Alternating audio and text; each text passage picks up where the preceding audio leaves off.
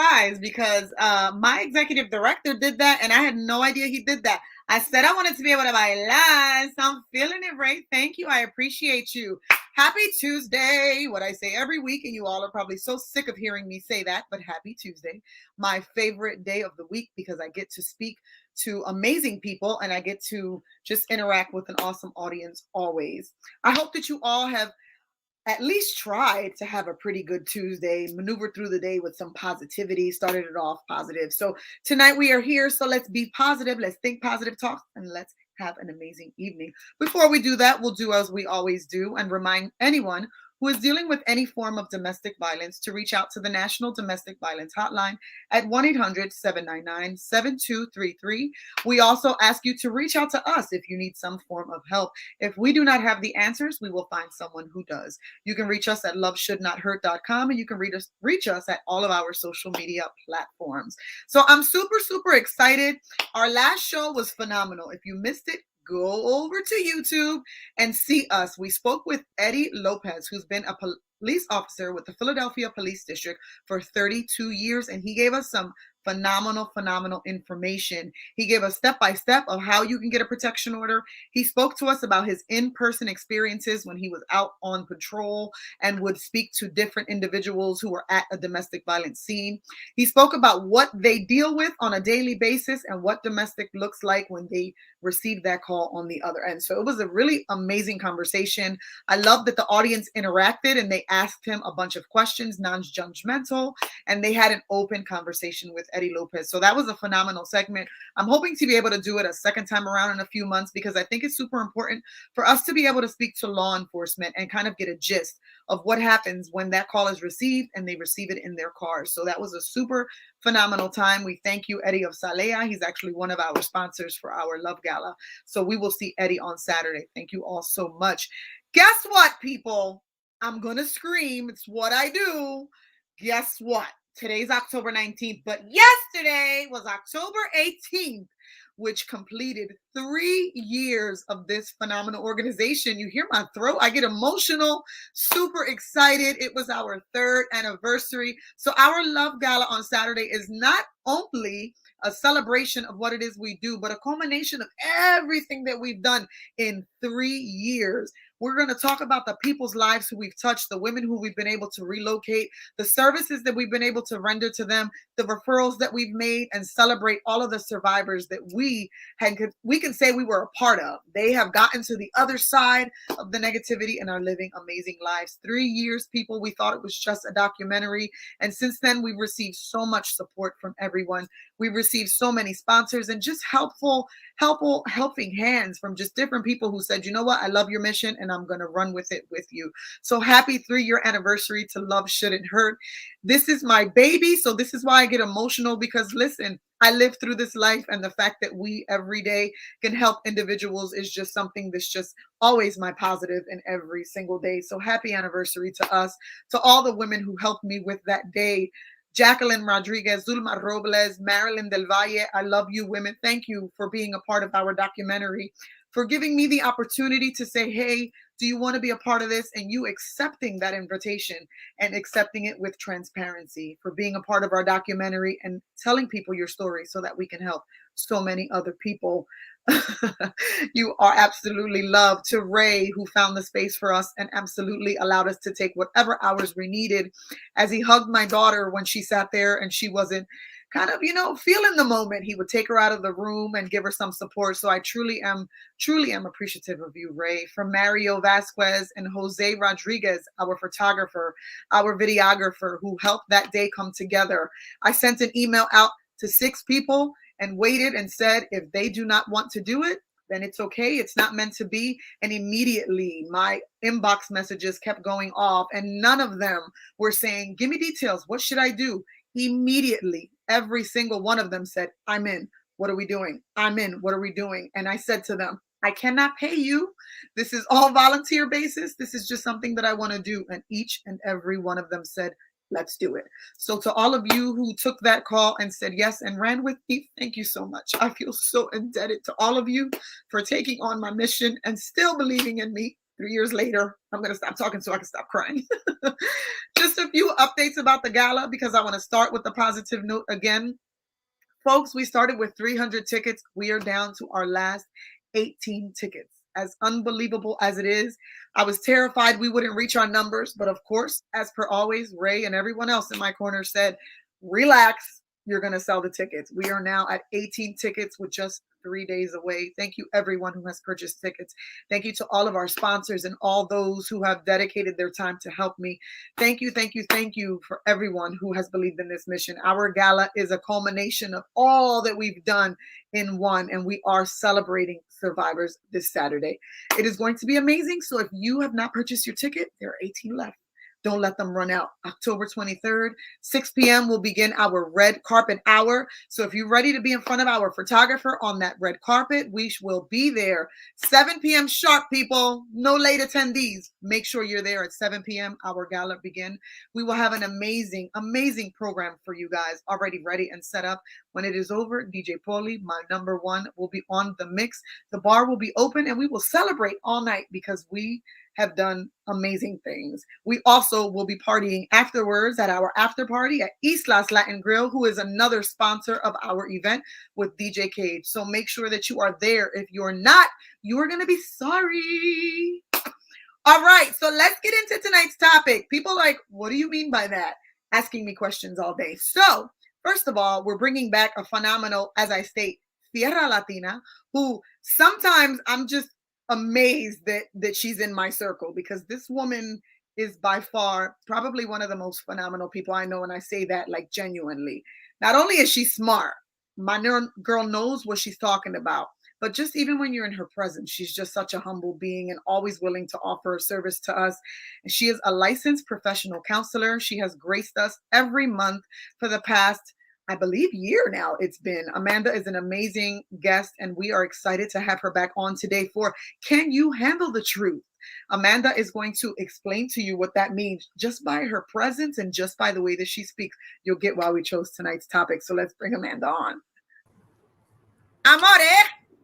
Hola! Hey, everyone. You can't hear me? I couldn't. I do. Okay, but okay, good. Let's do it over. Hey, everyone! Hey. What's up, man? It feels like forever since you've been on this screen. It has been. Life's been, a battle. Let's leave it like that. Yeah. Well, but that's what happens. But we're excited to have you here because you know what? No lie. People have been asking me where you were. I'm like, my girl's living her life. She'll be back. Yes. The question is, are they ready for the truth? No, I'm just kidding. No. Yeah. I love being here. So if I'm never not here to my audience, is because, I'm just doing the stuff that makes me who I am for the audience, right? I'm always bettering myself and doing things to better the community and the people that I'm around. And also, you know what? Sometimes just taking care of myself because that's important. Self-care, that's right. So before we get into our topic, because like I stated before we started, I did not do a lot of bullet points because I know that this conversation can go far. Before we get into that, we have for the past few weeks had a lot of new followers who have never seen you before, so they don't know who Amanda Peguero is. So please introduce yourself formally and what it is that you're about. Okay, so let me put on my professional face because when I'm on here, I forget that this is not just girlfriend talk. So first off, as always, I want to say thank you to Love Shouldn't Hurt. Congratulations on your 3rd year anniversary. And I thought it was interesting that October 18th is your anniversary and you have 18 tickets left. If I'm a true believer, maybe I should play those numbers and see if si gano la loteria. But all right, to the new audience members, my name is Amanda Peguero Marquez. I'm a licensed professional counselor both in the state of Pennsylvania and in New Jersey. I have been in this field for over 18 years. I've been in the human service fields for over 20 years, it feels like. I have worked predominantly with trauma survivors, all kinds of trauma from burglary, homicides, sex abuse, physical abuse, verbal, everything you can think about. And that is where my passion lies. I also had the lovely experience of working with a welfare to work program, so helping families become self-sufficient. I also have been in the immigration world, so helping undocumented, accompanied minors who have crossed the border by themselves to get placed with a family member here and providing them that trauma support.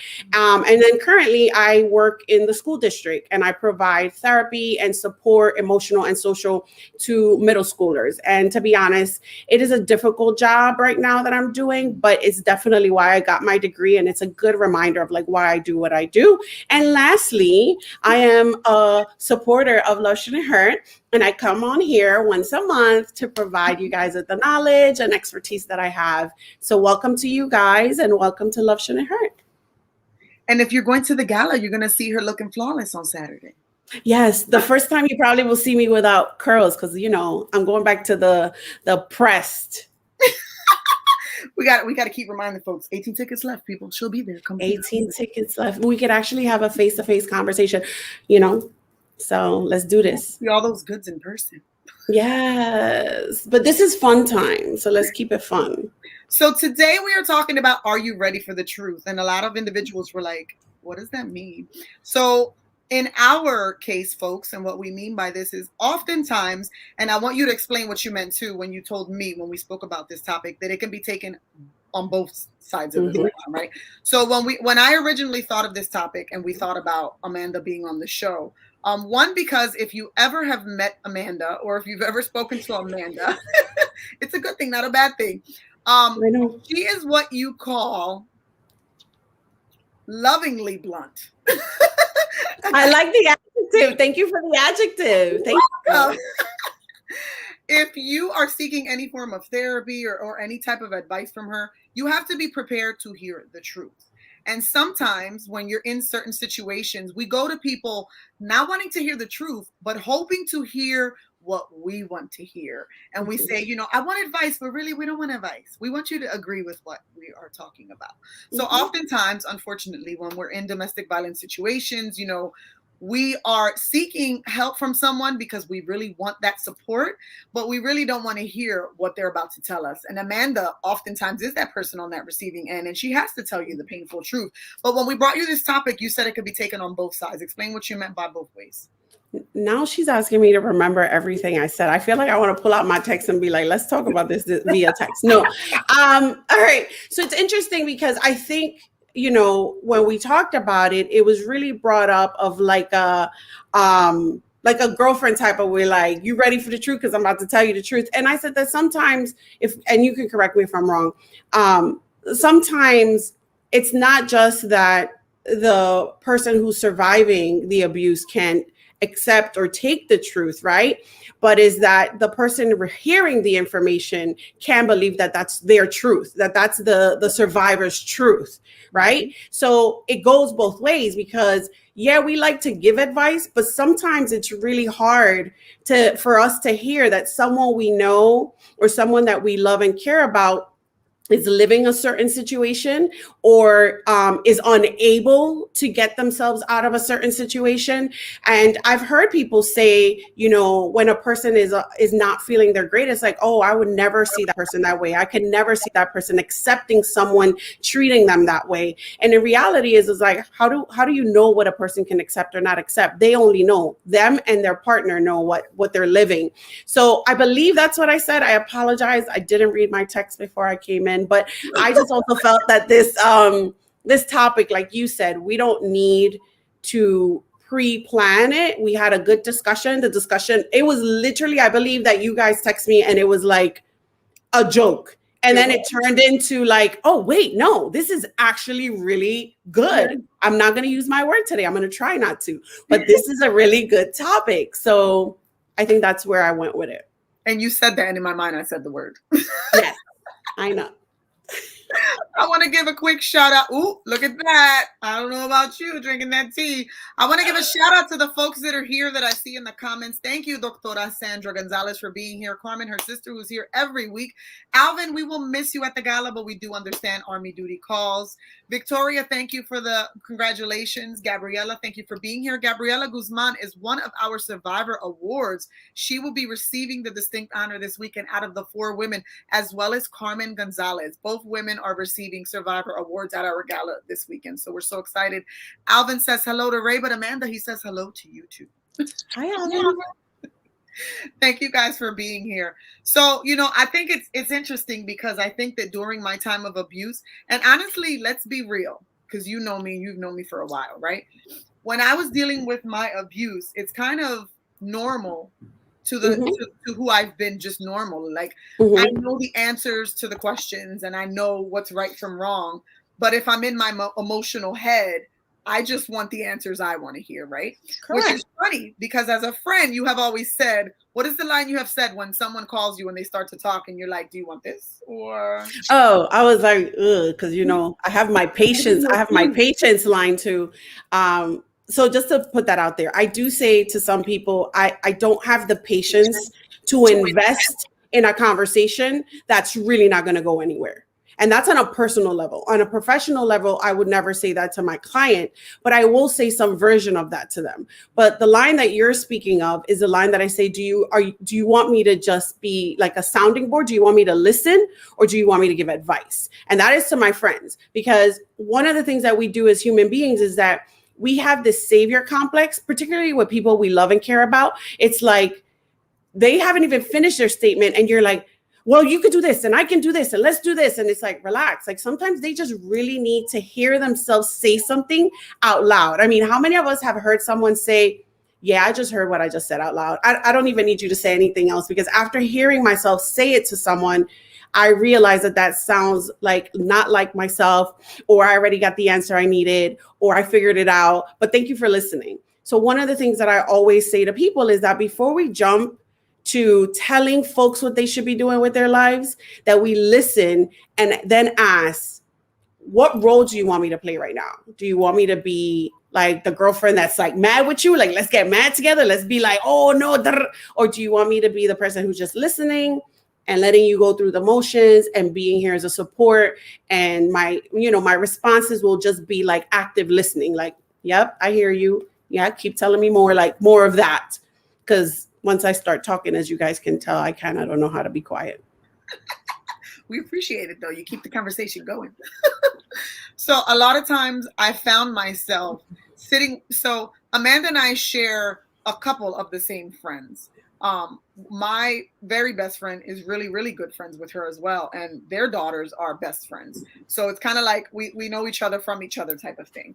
And when I was going through a lot of different bad relationships, difficult relationships, I would go, because she's someone I always lean on, and I would have conversations with her and I'd say, he's done this to me, he's done that to me, and I just can't believe it. And oftentimes I'd look at her and she'd kind of just be looking at me, and that would be her response at the end, like, you just answered everything that you already know. Like, he's already hit you, he's already spoken down to you, he's already made you feel degraded.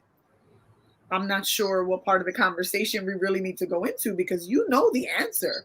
But the problem is, I never wanted to hear that. What I wanted her to say was, well, you can work it out and things might get better and he might get better, because we are never ready to hear, no, he is a jackass, or she, whoever the situation or circumstance may be. We're never ready to hear that. How many do you find yourself oftentimes in that type of conversation or situation? You've been in lots of situations because you've worked with kids, you've worked with adults, you've worked with women who've suffered all types of trauma. Have you come into a lot of those contacts with folks who come to you and say, this is the help I need, and then you're just like, okay, I can't help you because you don't want to hear the truth?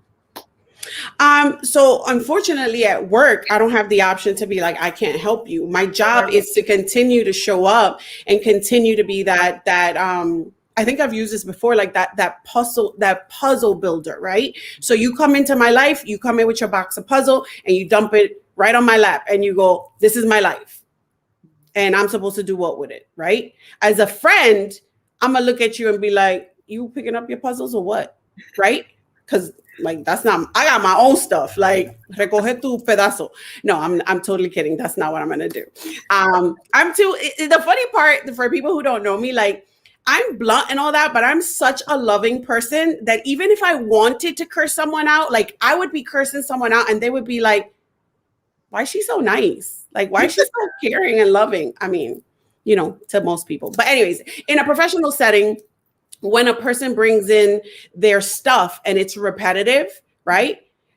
which we all know that in domestic violence, there's a lot of repetition that occurs. There's a lot of like, I'm sorry, I'm going to leave. I went back. It's not going to happen again. There's a lot of that, right? So what professionally has to happen is I have to always be present. Yeah. But actually, personally, that's what I continue to say when I come on here. You just have to be present. You do not have to have the lifesaver and throwing it out and expecting them that they have to hold on to it. No, you just have to have it and throw it out. Have it and throw it out. You know, you on a boat, they're drowning. They say, help, throw it out.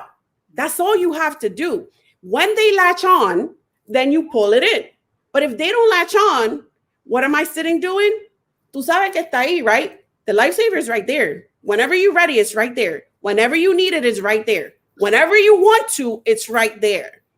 And I think that that's part of, are you ready for the truth that we were talking about on the other side? Like, are you ready to hear? It's coming back to me, Christina.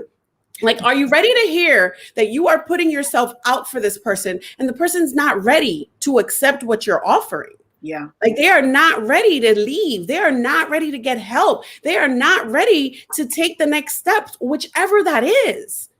They might not even be ready to collect their belongings in the sense of like documentation. We talk about this all the time, right? You don't have to sporadically leave. Like, you could do it slowly. I mean, this is something that I talk to when I work with survivors that were actively in the situation. Like, leaving isn't about getting up and packing up your children and leaving. Leaving is about having a plan. Leaving is about gathering your documents, leaving them at your mom's house, leaving it at your homie's house. You know what I mean? Having a spare key somewhere, having a bag ready to go, all the things. It's, as a therapist with a survivor who is actively in an abusive relationship, our job isn't to get them out. And I think people don't understand that. Our job is to make sure that they are safe while they're still there, number one. And that while they're safe and they're still there, that we start to minimize the fears that are holding them in the position. Right? So if you sit down with a survivor ever and they tell you why you didn't leave, well, I didn't have no money. He had my documents, especially for anyone. It doesn't have to be just an illegal person, just anyone who depends on the other person. Well, I can't support myself. I have no education. I don't have my family surrounding me. All these things and all these situations that usually we're able to address them. But when you're in it, it's like quicksand, right? You're just slowly sinking in it. So my job is to make sure that they're okay. I think I went on a tangent, which I know you're okay with. But I think that as a professional is no different that as in a personal side, for me to say to a survivor, you ready? Your girlfriend or your friend, your guy friend calls you and says, I'm ready to leave. I'm really ready. I'm fed up. That is the opportunity to not be like, let's go. It's an opportunity to say, what do you need? And you have to be ready, and here we go with the truth, with them to say, I don't know, right? Your next question shouldn't be like, well, you should do this. Your next question should be, well, what is the safest thing for you to do right now? And the safest thing might be like talking to you and say, okay, well, here I am. Let's go. Give me what you got. And then we can go from there. Yeah. I think another thing that's a part of that is the person, not the counselor, but say like a parent or like a loved one, them also being ready for the reality and the truth that they may ask you for all the support in the world and they may ask you to help me get out right now, but you also have to be ready for the fact that they might change their mind. And they might say, I'm ready to go. Because when you're the person on that side, you're going to be frustrated. You're going to be like, I just took off from work. I just moved all your stuff out. You stayed at my house for 3 days. This was it. And then the person is like, I'm going to go back. You have to be ready to accept that. Yes. Yes. A survivor is going to walk away 7, 8, 9, 10 times before they finally say, okay, I'm done. I'm really done. And here's the thing. It's not that they are not allowed to feel that way, because it's not we're saying like, oh, you're supposed to just take it. You can get fed up. I think it's about saying exactly what you say in a way that doesn't make you now someone they alienate because they feel like guilty or embarrassed or all those feelings that are associated to fear, right? But is that you're a person who can say, like I just said earlier, actually about myself. It's so funny how things come full circle of like, you could say to them, like, I'm really losing patience in knowing where to go with you next. Yeah. Right? That's not mean. It's legitimately what you're feeling, right? I'm losing the patience, or I'm losing the understanding. I'm feeling at a loss. I'm feeling helpless, right? Not to put pressure on that person, but your feelings and your efforts are valid. They're totally valid. Right. I think it's important to just always remind them, like, I'm still going to be here. I use this all the time with my children. You think my children don't know when I'm mad? Christina knows. According to my child, I disowned her one day because I wasn't talking to her for like a day. Like, it's ridiculous. But we can have a conversation and I can say, I'm mad right now. Still love you, but I'm mad. So for the next, 24 hours, be scarce. Like, let's not get in each other's face, because I might say something unkind that I don't really mean, but I'm in my feelings. So think about that when you think about someone that you're ready to share what you think they should be doing. Are they ready to hear the truth? Yeah. Right? Are they? Because it's always a right time and a right place. Yeah. And because you're ready for them to tell them your truth, or, their truth, because it's not your truth. Because if it was your truth, they can hear it. But when you're ready to tell them their truth and they're not ready, you could just be alienating yourself as a support person. Absolutely. I find that, and I've come into contact with that. 3 years later now, I've gone through these types of conversations with parents and loved ones who've contacted me, who are just like, I'm at my wit's end. I need you to call him or her. I need you to have a conversation with them, text them, whatever you do, communicate with them. They're not listening to me. They need to hear what I have to say. They're in a dangerous situation. They must do it. And I'm constantly reminding them, they're not going to hear what you say because they're not ready for that. And what you want them to do is absolutely that, what you want them to do. And right now, that's not what they want to do. That's not where they need to be. People always say to me all the time, what do I do? What do I do? And my response is always the same. And anyone who I've helped can tell you, my response is always the same. Love on them. Don't tell them he's a jerk. She's an asshole. You can't be with these people. They're terrible. Don't do that. Don't do that. Just love on them, because when they're coming to you, that's what they're looking for. They're looking for you to genuinely support them, for you to genuinely be like, listen, mija, if I'm taking you into my house tonight, what do you need? You need a bottle of wine? Let's sit down. I love you. Let's talk about it. They need to feel comfortable, because from my experience personally, I never reached out to any of my friends. I lied to every single one of them. They'd be like, we haven't seen you for weeks. You haven't shown up to stuff. What's up with you? And instead of having that opportunity to be honest and say, I got a black eye, I don't want you guys to see me, I would say, I don't feel good. I've been having a stomach ache for 2 weeks and stuff like that. But as time went on and I got more comfortable with it, and Evelyn will call, or Tasha, or whoever will call and be like, yo, what's up? Because they continue to call and text because they felt like something's wrong. When they did want to talk to me, now I was able to start to begin to open up. Yes, this is happening. This is what's going on. I'm trying to leave. And none of them were like, yo, you need to get out. And they tell me now, we weren't, because we knew you weren't going to leave. So what was the point?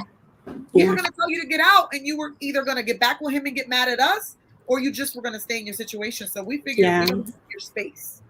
And a lot of people don't get that. Yeah, I think the piece that you just said that's important is keep loving on them. And the part that people, anger gets in the way of that, frustration gets in the way of that.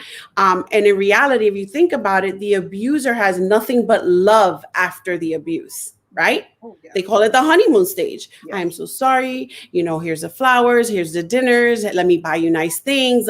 So why wouldn't we give them that same response? Because that's going to gravitate them to me, right? Like if I'm calling and you just said it, your girlfriend started to call, they started to check up on you, you started to get more comfortable. So then you started to say, I have a busted lip, or I have a black eye, and this happened, and I didn't want to tell nobody because I didn't want to feel judged. And like all these barriers that has been built by your abuser in regards to your support network are now slowly is like a wall, right? Like just coming down.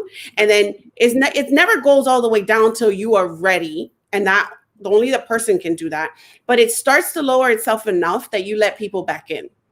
Because when you find yourself in a situation where you don't recognize yourself when you look at yourself in the mirror, why would you be around the people that know you as good as you know yourself? Because they don't know like that.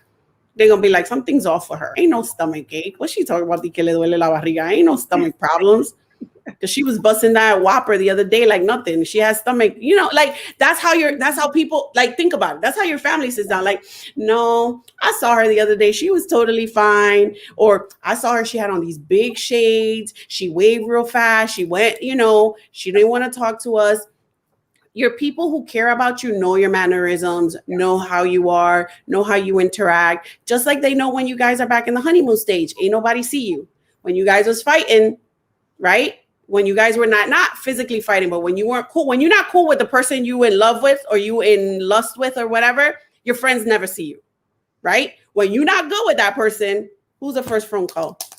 What you doing? What's up? Let me tell you what this dude did, or let me tell you what this girl did, or let me tell you what they did. Like, so yeah, you people can tell your behavior. We're creatures of pattern and repetition. So we do things a certain way, we interact with people a certain way, and we just really just carry ourselves a certain way. And if you pay attention, you could know. Like for parents, siblings, and people who love someone who's in a situation, I think that if they paid attention, they would know. They would know when like this is my opportunity to throw the lifesaver out without the person asking, right? Because, but here's the thing, it's almost like going fishing. You got to get used to it. You throw the worm, nothing comes back. You throw it again. You don't just give up. You don't just leave the day of fishing after 10 minutes porque ya you didn't catch nothing. So it's the same concept. When you want to help someone you love, you got to go throw that out multiple times, even in a day. Absolutely.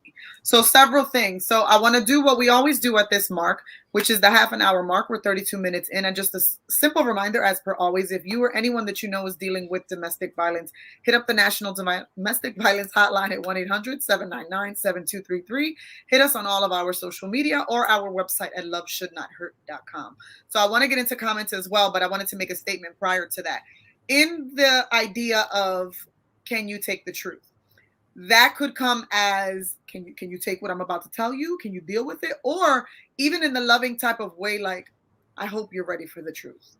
Because it was a very, very, I'll say, eye-opening, I'll say emotional, I'll say all types of just moment for everyone who loved me at the debut of our documentary. These people were hearing for the very first time all of the details that they had never heard. And when we say people, I mean my best friends, my aunts, my cousins, my sister, my mother. And my mother came because she wanted to support me. But that was the question that would have popped into my head when I saw her that day. Mom, are you ready for the truth? Because that day really, I mean, from what I perceived from my niece when we were texting after back and forth, Lala drove home in silence. We went home in silence. She couldn't speak. She didn't know what to say. I received the most, and I can still get emotional, powerful text from Evelyn when she saw it, like after. She left, she sent me a text. I'm so proud of you. This is so amazing. And then she just said, wow, I never, ever knew everything you went through. I never knew you were in so much danger. If we knew, or if I offended you at any time during that time because I was unkind with my words or anything that I said during your most painful time, I'm sorry. So many people who went to the documentary and was just like, we had absolutely no idea. And people who were just like, I wasn't ready for that. Like, I wasn't ready for that. You met Pito, my friend from Chicago. I sent him the documentary, and after he watched it, he was just like, wow, mija, like I had no idea type of thing. And that's the reaction that a lot of people get when they see it, because we get so in depth about it. And that's the same question we posed to them before I sent it. Are you ready for it? And there's always a disclaimer. Are you ready? Because I'm pretty vivid in this documentary about what happened to me. And it's like, people have to ingest it. It's like, I'm gonna let you know in advance, like in a relationship. I'm gonna tell you that, you're not baggage, bro. Like you're either gonna accept it or not. So it's right before you see this film. You ready? Yeah. Because I can't take it back once you've seen it. Yeah. I have a question for you then. So having this thought of like, are my family and friends, the closest people in my world, are they ready for the truth?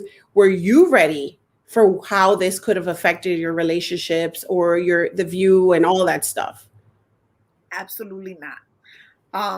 I went into it with only the sole thought of, someone that I know has passed away. Let's make this film. Let's touch lives, but did not realize that touching those lives mean that they weren't going to be sheltered from the other people in my life.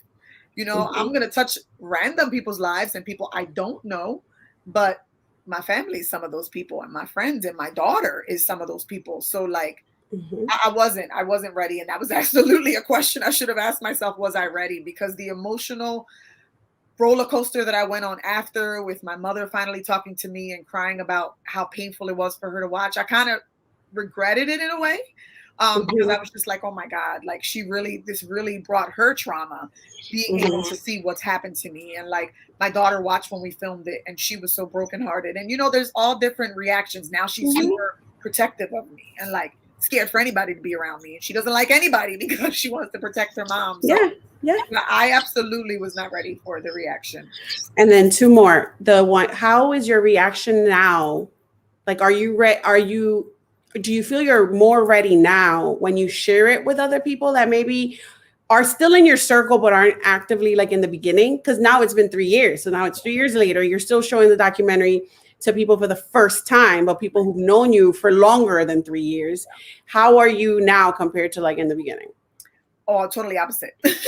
When I first did it and I had my family's reaction and my friends' reaction, it was like, ooh, type of thing. And I kind of went through the motions of, should I have done this? Should I have put them through that type of thing? Now, like you said, it's been 3 years later. And I think because of everything we've done opposite of the documentary, like all of just the book, the walk, you know, speaking at schools, now I'm a lot more confident in my story. Even though it's kind of harsh sometimes for people to hear, I kind of feel like some people need those real truths because there's so many people out there who don't believe domestic violence is something that's real. So I think my perspective has changed in my mindset of, they're going to see it, but I need people to know that this is something that's real. At that time, it was, they saw it. Oh my God, I hurt people that I love because now they're sad and they're emotional from it. Yeah. So what you're describing is two things. One, it's in vivo work. In vivo work means where you actively walk in the pain and the suffering, in the trigger. You walk in it, you deal with it, right? And then the other component of it is desensitization, right? So the more I talk about this, the more I live in my skin, the more comfortable I am in my skin. And if my skin is, there's this painful part of my past that I had to keep a secret.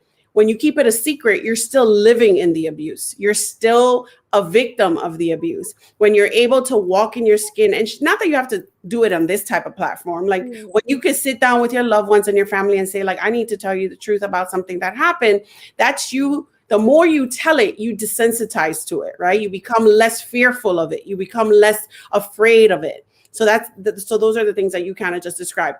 And then my follow-up question, which is my last and final question, because I'm trying not to make this a Q&A to you, is when I think of the question we're asking, right? And the topic of the show today, are you ready for the truth? I wonder when you realized that you were ready for the truth, which was that there was really not a way out of this without just walking away. Like there was no staying in it. There was no making it work. There was no, he's going to get better. There was no, like, me and my daughter are going to be fine. Like, how are you ready? Because that's a question that we didn't think about when we talked about this. Like the victim, not the survivors, because it's easy for the survivor to look back. You can reflect now, right? You have a documentary, you can reflect now. But if you're in the mud, are you ready for your own truth? Not from someone else's perspective, but through your own eyes, like holding a mirror in front of you. And my truth is that I am in a domestic violence relationship. It is not healthy for me. It is not good for me. It is not good for my children. I am not gaining anything but pain, suffering, bruises, and potentially my life. Yeah. So you're saying, when did I realize that truth? Like I had to accept it?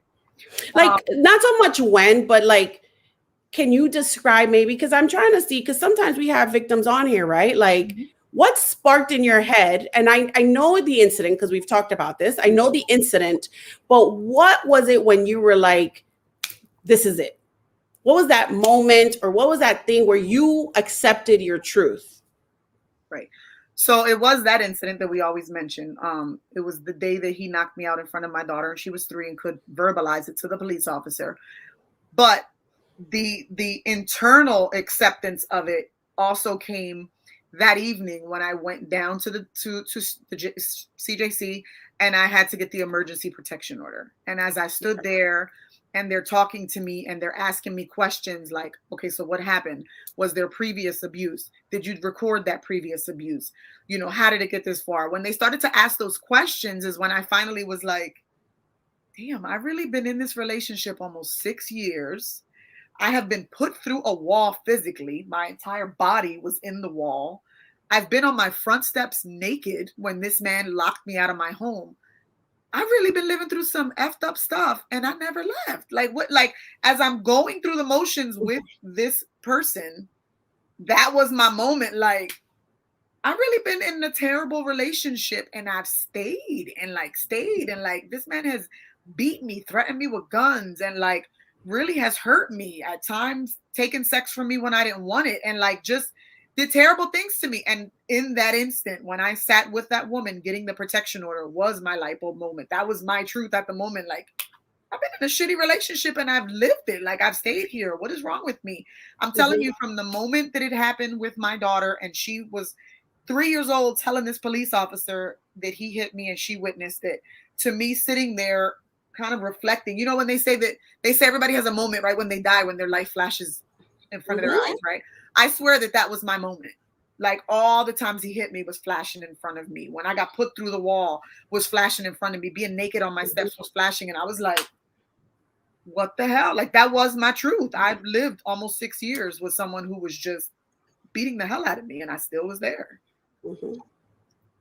And then my last comment will be for the audience is when do you realize that, right? Like you accept your truth, you realize it, and you realize that your truth does not define who you can be in the future, right? Because that's a big thing that happens with anyone who's been to a traumatic event. It really puts a huge stamp on you. Like it puts a huge stamp on you. I'm just using kind words tonight. You know, I don't want to call people damaged because I think those are the negative messages. And if we use positive messaging, like I got a stamp on me, stamps can be removed. They don't get forgotten, right? Like just like scars, you fall when you were little. You probably have scars from when you were little, climbing a tree, jumping on a table, whatever. Like you remember the story, but you don't relive the story. And part of accepting our truth and being ready for our truth is to know that it doesn't define who you become. Once you accept it, once you go like, okay, this is my truth. I'm living in this situation. It's not good for me. I don't want it for my kids. I don't want it for my family. I don't want it for myself. And it's okay if yourself is the last person. Like we need to put that out there. We always promote self, love and all that. But sometimes you don't love yourself enough to do it for yourself. That's fine. That's your truth in the moment. When it comes to figuring all that out, knowing that this situation and the life you have lived does not define who you can become. Like you can restart your story at any time. Your story might have a couple bends in the road versus a straight path there, but you can get there. And that's just what I want to make sure that everyone knows, that like you can get there. Knowing your truth is being able to understand, be compassionate with yourself. Like it's really unfair for current me to judge 25-year-old me. Yeah. It's very unfair because what I know now and the life I've lived is who made me who I am now. 25 me, I thought, it's all about partying, drinking, dating, whatever, or your greatest love at 25 does not compare to your greatest love at 30. Yeah. You know what I mean? So just I know I'm a little bit everywhere. For the new audience, this is how I do it. I go a little sprinkle everywhere. That's right. We touch a lot of different things. So we have a lot of comments, like a lot today. So actually, I want to actually start from the bottom, Ray. You asked me about the moment that I found my truth, and a couple people spoke about when they found their truth. Let's do the very first one at the bottom, Ray. Martha Thompson, for me, was when he put a BB gun to my head while my 6-month-old daughter was sleeping on my chest. I talk about this in my book. So people are sharing their moments. Jennifer Rivera said, for me, it was when my kids were lacking sleep because of the fighting. They were scared to be home. They struggled in school. And I thought to myself, what have I done to them? I blamed myself. A woman cop spoke to me, mom to mom, and told me, you know what to do. That was my spark.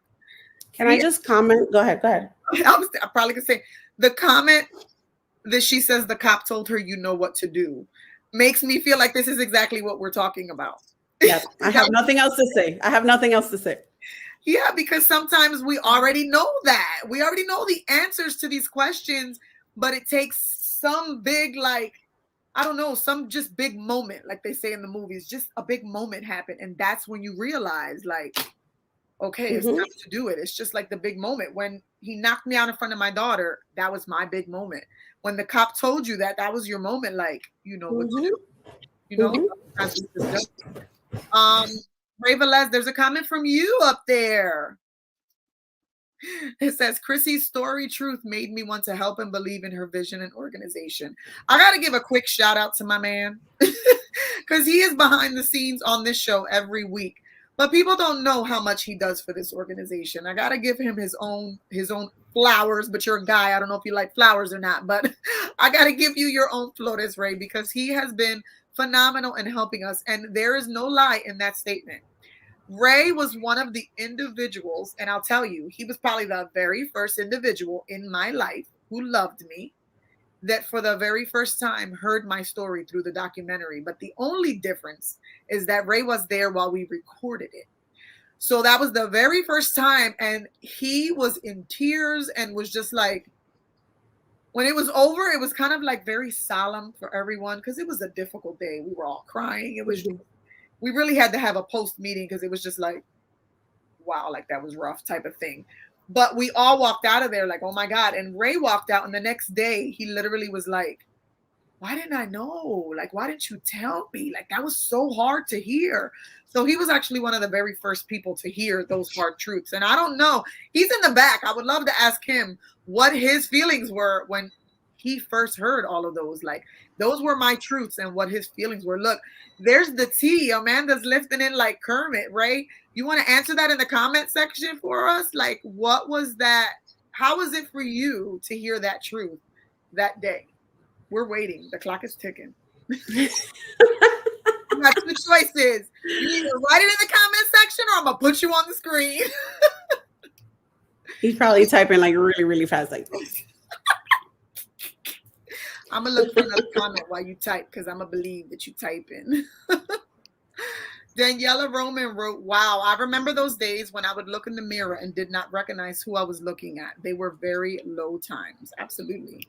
So I would say to Daniela, how many times a day or a week do you now look in the mirror and see how far you've come? Because we forget to do that, right? We sit in the past, we reminisce on the past. We never reminisce in like the right now. Like this morning, like I'm gonna tell you what I tell these guys every time I come on screen. I be on like, oh my God, my hair, like it was sticking up. I'm like, I don't even know why I'm wearing because I'm beautiful. I was born beautiful. Like that kind of stuff. Like I honestly believe in that. I believe in sending yourself messages, writing them. I talk all the time. Put them on your screen. So like when you turn your phone on, you could see it. Like you need to send positive messaging into your subconscious, you know, writing 5 things you're grateful for that happened that day before you go to bed.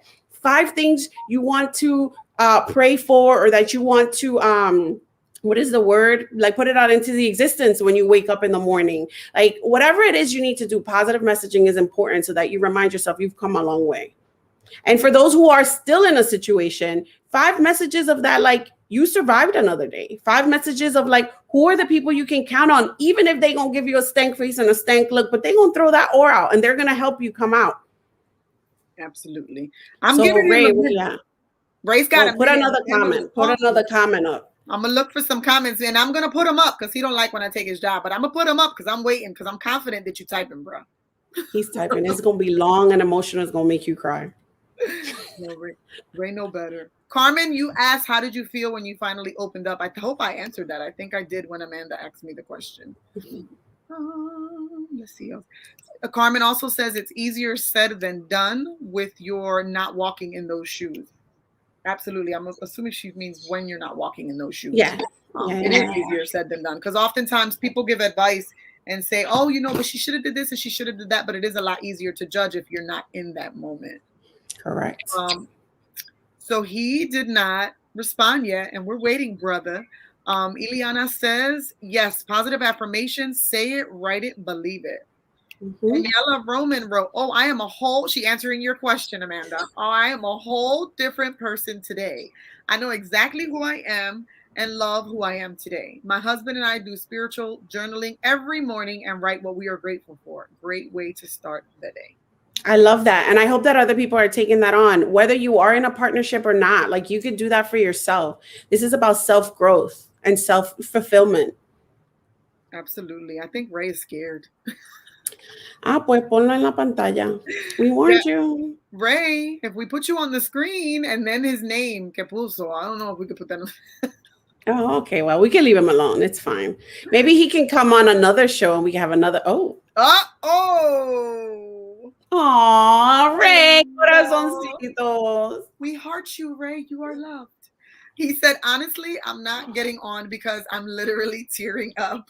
I will never forget that day because I walked out like 3 or 4 times due to the truth. All I kept saying was, how was I not there for my friend? How didn't I notice? Like, I get choked up. But I totally understand a lot now because of your situation. I'm now aware of so much now, and Love Shouldn't Hurt has molded me more. Oh, well, we love you, Ray. You're awesome. Yes, you are. Let me tell you, he was very, very vigilant that day of making sure that Alina was okay. So whenever she had her moments and it was hard truths for her to hear, she would walk out of the room and he would go outside and he would hug her and he would talk to her and tell her everything was going to be good. So he was awesome. Mm-hmm. So we are now 51 minutes in. I guess when we're having so much fun, the time just flies. So we're going to do what we normally do. She's so cute. She's like, oh, because I was going to say something, but I know what you're about to do, so I'm going to let you be. And then you can say it in that moment. Well, so like, can I just say it now before you do that part? So I think that one of the things that I also want to send out there is that we should not be the receiver, should not be the dictator of what is a truth and what's not a truth. Yeah. Right. I think number one. Number two is half truths are still partially truth. We tend to hold on to the lie. Right. And in this circumstance, and in a lot of circumstances, if I'm biased. I'm a true believer that if you lead with love, I always say this, lead with love, and I believe the part that you want to do good, then I focus on what you are saying that's good and what you're saying that's forward moving, for lack of a better word. But if I focus on the piece that you lied on, I could lose entirely you requesting help, you asking me for the lifesaver. I could miss that because I'm focusing on the fact that you lied and you said that you was home, but you wasn't home, or you had a stomach ache, but you didn't have a stomach ache, when we're having a whole conversation of you saying, I don't know what to do. But I missed that because I'm stuck on like, she ain't had no stomach ache. Que mentirosa. Yeah. You see what I'm saying? So I think it's important that we don't define what's someone else's truth, but also that we open our hearts and our minds to even listen for the half truths, because there's truth in that, right? Just like people say when you say a joke, like, ha ha, part of it is kind of like, oh, I was kidding, but some of it is truth, like even in those circumstances. Yeah. So that's it. Now I'm going to shut up. Actually, you're not. We're going to do what we always do at this time. We're going to take me off the screen. Voy a quitarme de la pantalla. And I'm going to give you the whole screen, like the whole thing, to I'm just ready. Shine and be the bright, wonderful Amanda that we know. And give us your final thoughts. You're ready. You're ready. I'll be ready. Okay. To my Love Shouldn't Hurt audience and to the members of Love Shouldn't Hurt, first, thank you for being brave. Thank you for being people who are willing to stand up and have a voice and have your voice be heard. A lot of times survivors of domestic violence don't have people standing up for them. There's usually someone holding them down. So for you, I want to say thank you for being brave enough to like use this platform and other platforms to use your voice for good and to use your voice to help others. Your voice can be an oar. Your voice can be a lifesaver for someone that your message really resonates with. So always remember to love first, lead with love, walk with love. Love yourselves, and everything will fall into place with action. I always want to put that out there because a lot of times for those of us who are spiritual and we pray, we pray to our God, we pray to, Jehovah, we pray to Buddha, we pray to whoever. And we forget that by putting that out in the universe, we also have to put action behind it. Words and actions go together, but words are powerful. Words are so powerful. So remind yourself to love yourself and to love others and lead, think, walk with love. Thank you like always. See you guys next time. I love her. If y'all don't love her, I don't know what to tell you. Guys, well, I will tell you this secret. There's someone on here actually who's watching who her and I sat and had lunch once, and her response to me was that she loved you. She was like, I want her to be in my friend circle. Like, she's amazing. So you got fans, girl. People know how hot you are Oh, without even knowing you. well, thank you. I send much love to all of them. I'm glad that people are able to see and get to know you, even if it's just virtually. People get to see and get to, see and be a part of what sorry folks, am able to be a part of and just ingest. She's an awesome person, even off the screen. So you love me. I thought you were talking about love shouldn't hurt, and I'm like, yeah, yes. You You're know talking I about met me. you. I totally. I'm a mess. All right, Dominicana, te voy a botar y vas a regresar. First and foremost, como siempre, everyone here, thank you so much for being an amazing audience, for interacting, for putting up your comments, and just in general for being here, for being supportive of our mission. I started the show with celebrating 3-year anniversary, and I am going to end the show the same way. I am so utterly just, I can't even find the perfect word of what my emotions are, because words could not put into sentiment what it is that I feel. When we took this on, we knew that we were being totally vulnerable by doing this. The world was going to see our story. They were going to hear our truths, and they were going to either accept it, not accept it, just feel it. I've had negativity thrown at me so many times. I've had people say, you're so stuck on being abused. You're going to be a victim for the rest of your life. People do not get what it is that we do. I am no longer a victim. As someone said on a show I was on 2 weeks ago and I was a guest, I'm not a victim, but I am a victor, because I now have victory from my situation. I may have a load of baggage that came along with me, and I may have a whirlwind of pain that I have dealt with and I still continuously deal with, but I am a victor. I am not a victim any longer. I may have dealt with such bad things, but I have learned to turn my pain, as I often say, into my purpose.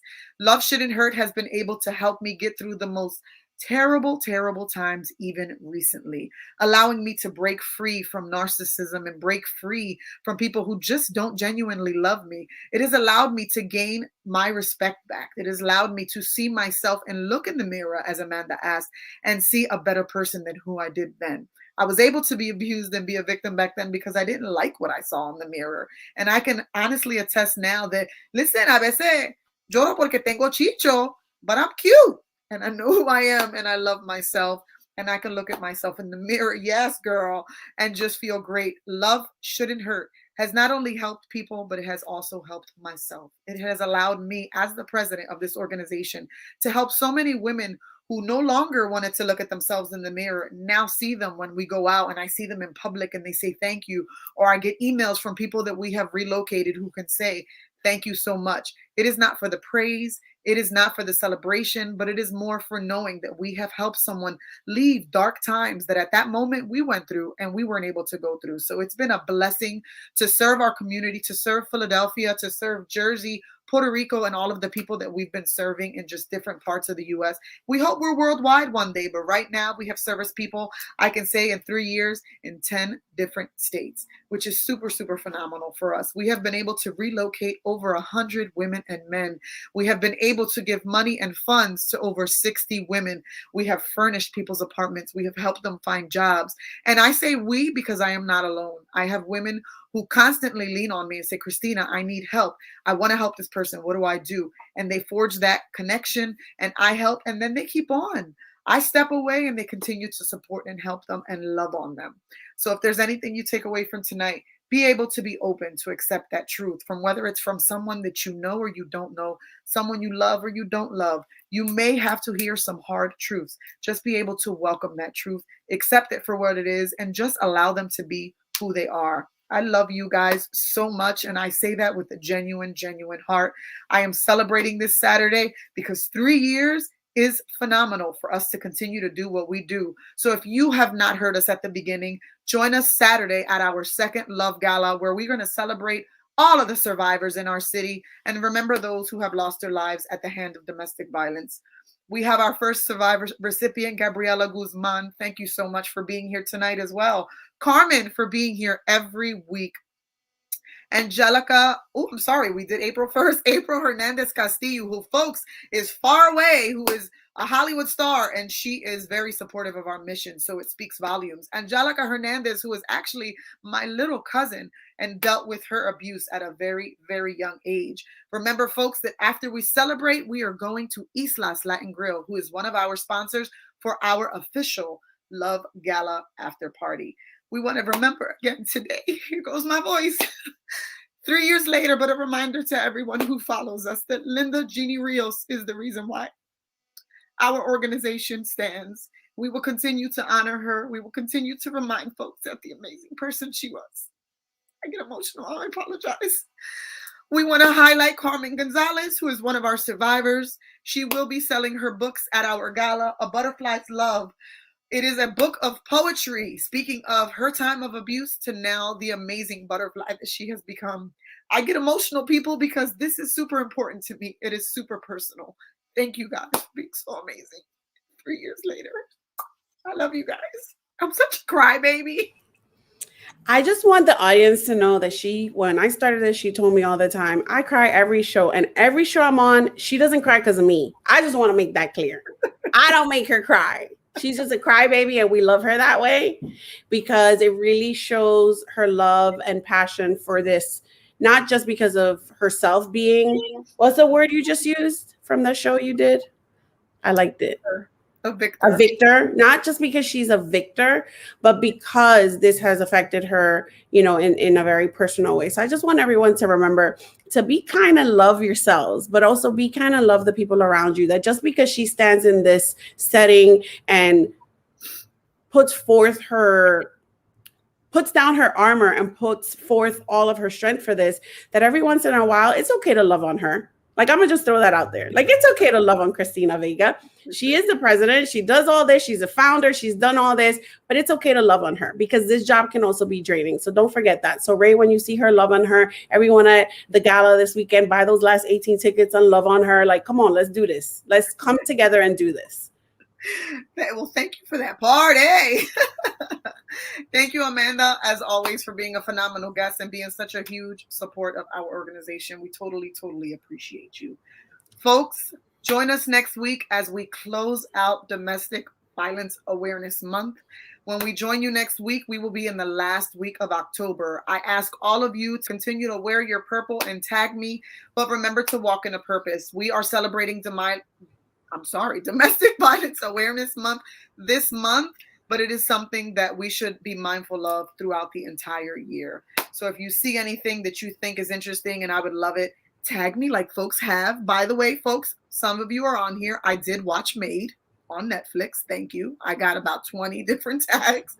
It is great. If you have not watched it, please watch Made. It is amazing to see her transformation from the abuse she went to and how she ended. It was an amazing show. It's on Netflix, a mini series. Thank you all for being here tonight. Remember, next week, 7 p.m., we're going to close out Domestic Violence Awareness. And for all of you who are watching, go get your tickets. And if you've already gotten it, we will see you on Saturday. Good night, everyone. Besos y abrazos como siempre.